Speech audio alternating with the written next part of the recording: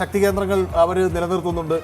ഇപ്പോൾ എം.എൽ.എയും പക്ഷേ തിരിച്ചടി കേട്ടോ 9 മനു എങ്ങനെയാണ്, അല്ല കിരൺ എങ്ങനെയാണ് ഇപ്പോൾ ഏറ്റവും പുതിയ ട്രെൻഡ് എങ്ങനെയാണ് വന്നിരിക്കുന്നത്? India 44, NDA 69. ഇത് മേഖല തിരിച്ചിവിടെ കാണുന്നുണ്ട്. പക്ഷേ ഒരു പൊതുവായുള്ള തുടക്കത്തിലെ വിലയിരുത്തൽ എങ്ങനെയാണ് കിരൺ? NDA 69 സീറ്റ് 71 സീറ്റുകളിലാണ് നിലവിൽ ലീഡ് ചെയ്യുന്നത്. മഹാഗഡ്ബന്ധൻ 44 സീറ്റുകളിലാണ്. ഏകദേശം മഹാഗഡ്ബന്ധനേക്കാൾ ഇരട്ടി സീറ്റുകളിലോളം ഇപ്പോൾ ലീഡ് ചെയ്യുന്നുണ്ട്. ഇപ്പോഴും ഇലക്ട്രോണിക്സ് വോട്ടിംഗ് യന്ത്രത്തിലെ വോട്ടുകൾ എണ്ണി തുടങ്ങിയിട്ടില്ല എന്ന് ആലോചിക്കണം. ഇത് പോസ്റ്റൽ വോട്ടുകളാണ് എണ്ണുന്നത്. പോസ്റ്റൽ വോട്ട് സ്വാഭാവികമായും അവിടുത്തെ ഉദ്യോഗസ്ഥരാണ് നിയമിക്കുന്നത്. ആ ഉദ്യോഗസ്ഥരെ നിലവിലെ സർക്കാർ നിയമിക്കുന്ന ഉദ്യോഗസ്ഥരാണ്. അതുകൊണ്ട് തന്നെയാണ് ഇപ്പോഴും മഹാഗഡ്ബന്ധന് വലിയ പ്രതീക്ഷയുള്ളത്. ഈ പോസ്റ്റൽ വോട്ടിൻ്റെ ട്രെൻഡ് ആയിരിക്കില്ല ഇനി ഇലക്ട്രോണിക്സ് വോട്ടിംഗ് യന്ത്രങ്ങൾ വരുമ്പോൾ എന്നുള്ള പ്രതീക്ഷയിൽ നിൽക്കുകയാണ്.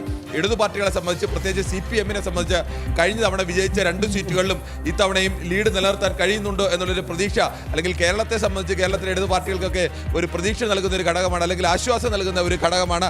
അത്തരത്തിൽ CPI ML-ന്റെ സീറ്റിലാണ് കഴിഞ്ഞ തവണ 12 സീറ്റുകൾ വരെ നേടിയതാണ്.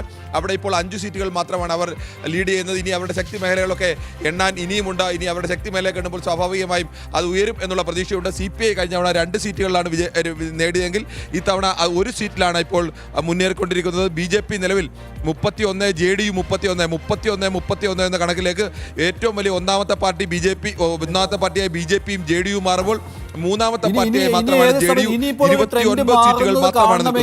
ഇനി ഉടൻ തന്നെ ആ ഒരു മാറ്റം ഉണ്ടാകണം. കാരണം ഇലക്ട്രോണിക് വോട്ടിംഗ് യന്ത്രങ്ങൾ